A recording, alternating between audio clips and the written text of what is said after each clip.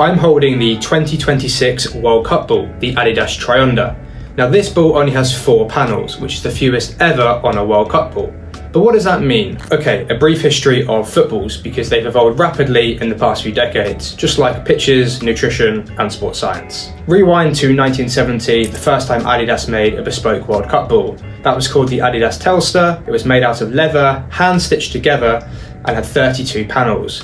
12 of those were black pentagons, so that when the ball spun, people could see it more clearly on TV. Nowadays, modern footballs are made from polyurethane, which is a plastic polymer, and they're thermally bonded together. That's done for a few reasons. 1, it's quicker, 2, it's cheaper, and 3, the balls are more uniform in their design. That brings us on to the Jabulani, the iconic ball from the 2010 World Cup in South Africa. Now this ball was notorious for being erratic and unpredictable in its movement. It was the first ball that was made with grooves, but it had a really smooth texture overall.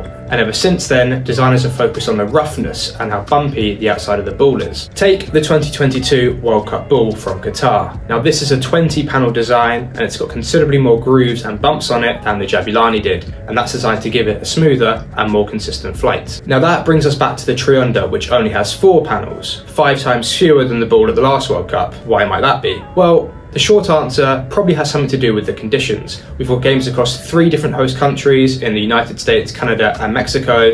And in Mexico, games are being played up at altitude. We've got sea level games in Canada and the United States. That means Adidas had to create a ball that works in all conditions. And of course, altitude, where the oxygen density is lower, impacts the flight of the ball. Also, when you have a ball with fewer panels, it's easier to put together because there's fewer pieces, and that tends to make it more consistent. Now there's rules and regs, of course, when it comes to designing a football.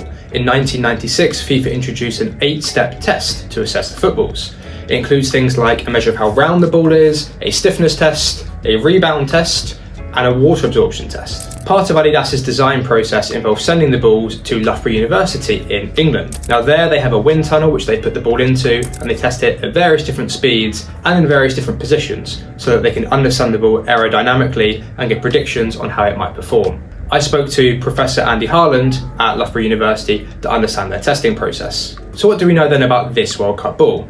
Well, Professor Harland was telling me it's really balanced. It's not the fastest they've tested, nor is it the slowest, and it's designed to be a ball that can be used in all conditions.